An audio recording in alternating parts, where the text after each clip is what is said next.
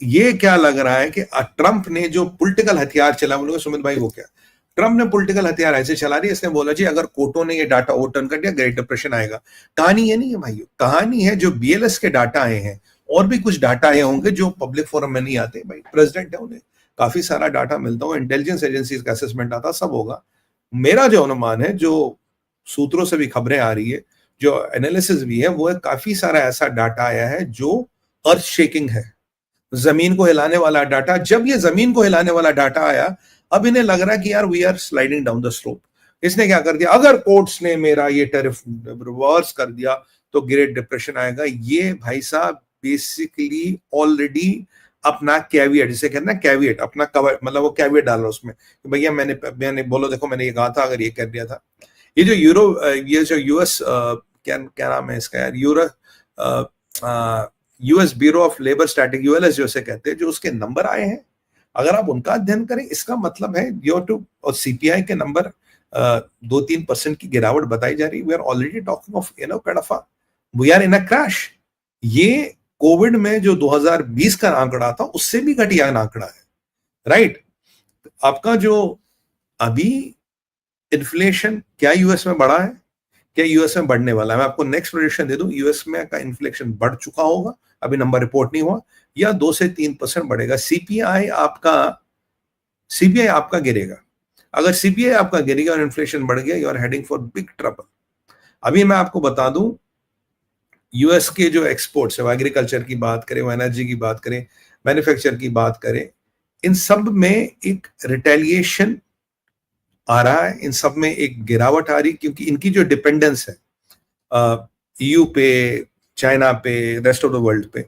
भारत तो counter tariff नहीं लगा रहा, रिटेलिएटरी टैरिफ्स नहीं लगा रहा, बट काफी देश ऐसे जो ऑलरेडी रिटेलिएटरी टैरिफ्स लगाने की बातें कर रहे हैं और सोच रहे हैं। अब यहाँ अमेरिका की डिमांड इतनी घटती है, आप जानते हैं अमेरिकन कंपनीज 2-3-4% पैट पे काम करती है, तो यहाँ पे एक बहुत विकट परिस्थिति, एक बहुत डरावनी परिस्थिति ट्रंप ने खड़ी कर दी है। यहाँ पे दो चीजें होगी। अब डबल वैमी तो था ये, दो धारी के तलवार के अंदर एक वो दो धारी कटार भी है। बोलोगे दो धारी तलवार तो हो गया भाई, एक रिसेशन हो गया, एक ये डिप्रेशन की बात हो गई, अब दो धारी कटार कौन सी? तलवार तो आपने बता दी सुमित भाई, कटार भी है सर। कटार ये है क्योंकि एक डोमेस्टिक पेन जो इन्फ्लेशन से होगा, जो सीपीआई के गिरने से होगा, और यहां से दूसरा आपका समस्या जो आएगी वो आएगी आपका इंटरनेशनल पुशबैक से। अभी इंटरनेशनल पुशबैक तो शुरू हुआ है। अभी अब देखिए भारत, रशिया, चाइना, ये लूला साहब हमारे ब्रिक्स वाले देश, ब्राजील वाले, ये सब मिल रहे हैं यार। अगर मैं आज भारत, रशिया, चाइना और ब्राजील को जोड़ूं, दुनिया का 60% व्यवस्था तो इन्हीं 4 देशों में, अगर मैं ब्रिक्स को ले लूं 70% होती है, तो ये ट्रंप क्या घंटा बजाता रह जाएगा अमेरिका में, वॉशिंगटन के ऊपर टन टन टन टन टन, घंटा ही बजाता रह जाएगा ये। इसके पास बचा क्या है? What the hell is left with him? तो ये एक भयंकर परिस्थिति में इसने देश को डाला है। और सबसे बड़ी जो इसने एरिका को फायर करके काम किया, डॉक्टर एरिका को फायर करके इसने एक चीज कर दी है जो हमारे राहुल गांधी करते हैं हमेशा, वो ये है अमेरिका के इंस्टीट्यूशनल क्रेडिबिलिटी को खत्म करने का काम। मतलब आप अमेरिका की इंस्टीट्यूशनल क्रेडिबिलिटी को खत्म कर रहे हो। आप ये कहते हो कि अमेरिका के इंस्टीट्यूशंस पे कोई भरोसा नहीं, आप कहते हो कि अमेरिका के इंस्टीट्यूशंस बायस्ड है, आप कह रहे हो कि अमेरिका के इंस्टीट्यूशंस में यू कैन पॉलिटिसाइज और वेपनाइज डाटा। भाई अमेरिका को फायर करने का मुझ जैसा आदमी तो यही मतलब निकालेगा। अगर मैं इसका अध्ययन करूंगा, मैं सोच रहा हूं आप ये वेपनाइज कर रहे हो, आप इसको आपने वेपनाइज डाटा किया है, आप अमेरिकन इंस्टीट्यूट की क्रेडिबिलिटी को आपने तार तार कर दिया। इन इंस्टीट्यूशंस के दिए हुए नंबरों से इन्वेस्टमेंट आती है, इन्वेस्टमेंट जाती है, स्टॉक मार्केट उठता है, स्टॉक मार्केट गिरता है, व्यवस्थाएं बनती है, व्यवस्थाएं बिगड़ती है। पहली बार ट्रंप ने डाटा को वेपनाइज और पॉलिटिसाइज करने की कोशिश की है और इंस्टीट्यूशनल क्रेडिबिलिटी को ध्वस्त कर दिया। ये इंस्टीट्यूशंस जिनके आंकड़े दुनिया की अर्थव्यवस्था को चलाते थे, उन इंस्टीट्यूशंस को आपने वेपनाइज करके बर्बाद करने की कोशिश की। अब देखिए, इन्वेस्टर को अनसर्टेनिटी नहीं चाहिए। वॉल स्ट्रीट में अगर मैं देखूं तो वॉलेटिलिटी है, पूरी volatility, investment uncertainty, Wall Street में वॉलेटिलिटी है। चाइना ने कहा था पीछे के ट्रंप के ego has burn down the Wall Street. याद कीजिए चाइना का स्टेटमेंट, हो गलत नहीं है, I don't agree with China on lot of things, but हाँ यहाँ ठीक है, यहाँ ईगो आदमी, इस आदमी का केवल एक ईगो ने पूरे अमेरिका की अर्थव्यवस्था की वाट लगाने की बात की है। पीछे झटका लगा था जब एरिका को आपने लास्ट सैटरडे फायर किया था, उस दिन 1.1 ट्रिलियन उड़ा था अमेरिका से। और कल ये जो अभी आज रात को जो कल सुबह देखेंगे, कल तक कितना बड़ा कांड, कितनी बड़ी त्रासदी होगी। मुझे बताइए ऐसे परिप्रेक्ष्य में अमेरिका की क्रेडिबिलिटी कहां है? कहां है अमेरिका के डाटा की क्रेडिबिलिटी? और इससे कितना बड़ा नुकसान होगा। इसे इंग्लिश में कहावत है, पेनी वॉइस पाउंड फूलिश, कि आप चवन्नियां गिन रहे हो, रुपया आपके 100 के नोट बर्बाद हो रहे। 10, 20, 50, 100 बिलियन का टेरिफ के या वो कॉल क्या कहते हैं इसका, टेरिफ्स के चक्कर में you will lose trillions of dollars. Are you completely in your senses? Do you know what the hell you are doing? You don't know what you are doing. आपको पता ही नहीं आप कर क्या रहे हो। आपने बिल्कुल एक बहुत गलत पंगा ले लिया। और मैं आपको यही बात बता रहा हूं, ये एक यूएस में मिड टर्म्स होंगे 2026 में, उससे पहले इसने अपना एक तीर छोड़ के रख दिया। और फिर ये आपको बोलेगा, जब ये होगा, ये जब बोलेगा, ये बोलेगा कि I already want you. Trump का स्टाइल है बॉस, जब ये पंगा होगा वो I already want you, I already want you, तो फिर ये you start mimicking people and telling I already want you.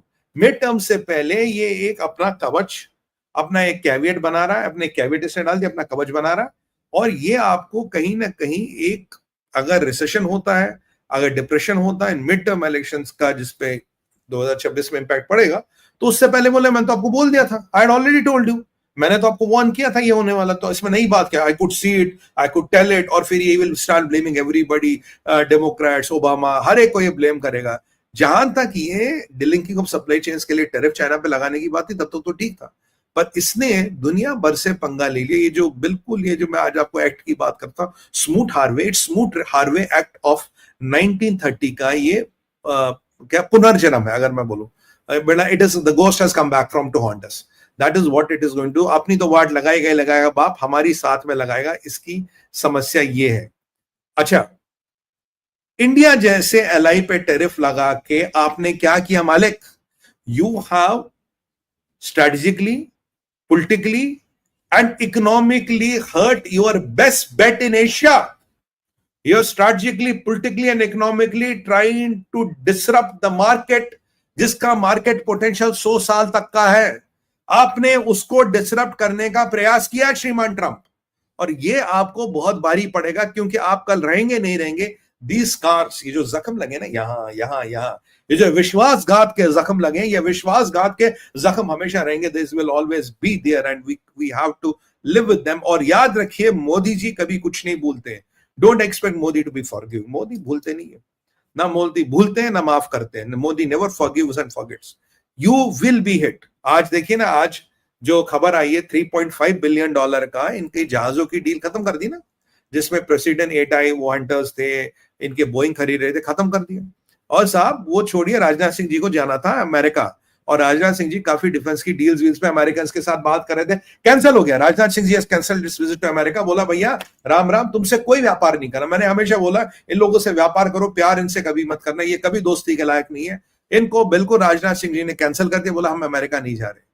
और ये तो अभी शुरुआत है। $3.5 बिलियन, $4 बिलियन का झटका लगा, और राजनाथ सिंह जाते तो $5-8 बिलियन का शायद और डील्स हो जाती, और हमारे कॉन्ट्रैक्ट्स होते। तो भाई Rajnath Singh ji not going. I think 3.5 billion तो हमें नंबर पता। अरे साहब 8-10 बिलियन की चपत तो अभी लग गई है, 8-10 बिलियन की चपत लग गई। अब आगे बताऊं आपको,